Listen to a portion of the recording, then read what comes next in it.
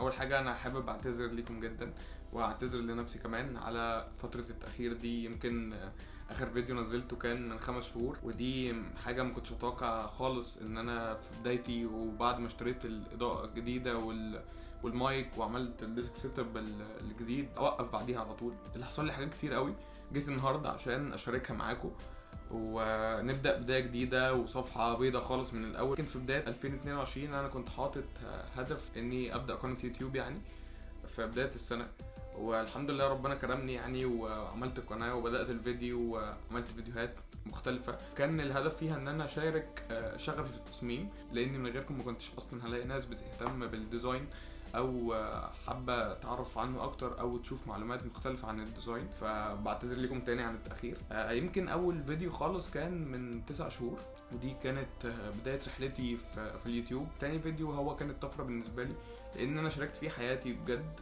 كمصمم جرافيك، مش جاست بس عشان انا بمسك اللابتوب وبقعد عليه كتير.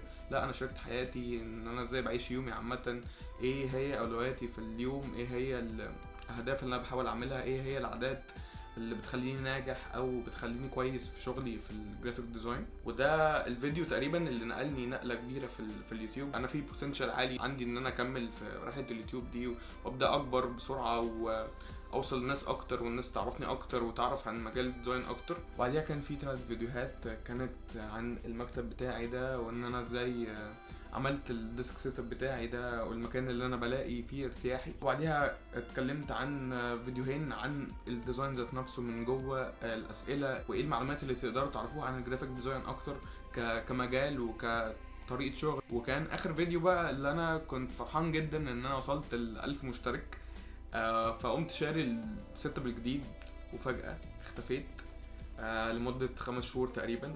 اخر فيديو انا كنت عامله، ودي حاجة زعلتني جدا، ان انا كنت واصل لحتة كويسة وبدأت اعمل فيديوهات وبدأت اطور من نفسي واجيب حاجات اكتر. الفترة الاخيرة دي كانت غريبة جدا بالنسبة لي، حصل فيها حاجات كتير قوي، حصل فيها نقلات كتير في حياتي سواء في شغلي او في حياتي الشخصية عامة.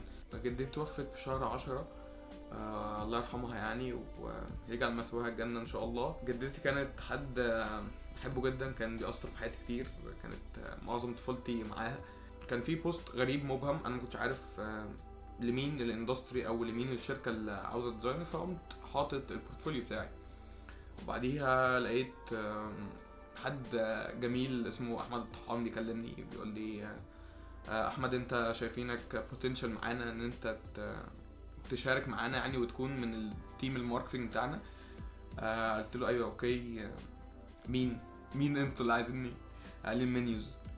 المنيوز بالنسبه لي في الوقت ده حاجه كبيره، هم كوربريت وناس كتير قوي بتتعامل على المنيوز وبتنزل الابلكيشن، لان هو دايما بيكون فيه خصومات وبيكون فيه اوفرز. انا شفتها فرصه وبعت لي تاسكس كانت سوشيال ميديا، وكان الفكره ان هو عايز يشوف ازاي انا بفكر او ازاي انا هقدر انفذ فكري مع المنيوز. واكتشفت ان الشغل في القاهرة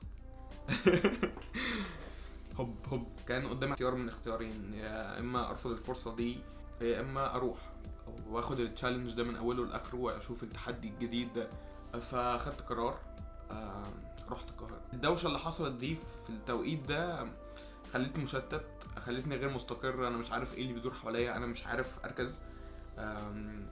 فبدأت معاهم ورحت القاهرة، وكنت بدور على سكن هناك جنب الشغل عشان خلاص نص حياتي تقريبا هتبقى في القاهرة ونصها التاني هيبقى في اسكندرية. ده ممكن يكون من اكتر الاسباب اللي خلتني اوقف يوتيوب الفترة دي. حابب جدا اشارك التجربة بتاعت المنيوز دي معاكم. كنت عاوز اثبت نفسي في الشغل، كنت عاوز اطور من نفسي انا في البراند بتاعتي في اليوتيوب، في حاجات كتير قوي، اهداف دخلت جوه بعضها ادت ان انا ما عملتش اي حاجه فيهم خالص. فجت امتحاناتي الترم الاولاني في سنه رابعه وشتتتني تاني بعد ما خلاص بدات اقف على رجلي خلاص.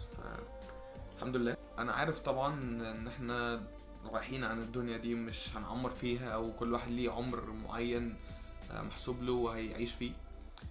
الفكرة دايما ان انا مش بحب اشوف حد بحبه بعيد عني. وفاة جدي الله يرحمه بعد جدتي بشهرين، الله يرحمهم هما الاتنين، يعني كانوا بجد من اكتر الناس اللي انا حبيتهم في حياتي. يا ريت دعواتكم ليهم بالرحمة يعني ان شاء الله. مبسوط ان انا رجعت للحاجه اللي انا بحبها تاني. اتمنى ان انتوا تكونوا واقفين جنبي زي ما وقفتوا جنبي الفيديوهات اللي فاتت، وشكرا لكم جدا ان انتوا كنتوا جزء كبير قوي من رحلتي في اليوتيوب، وان شاء الله نكمل معاكم وبيكم. اشوفكم على خير في الفيديوهات الجايه. مع السلامه.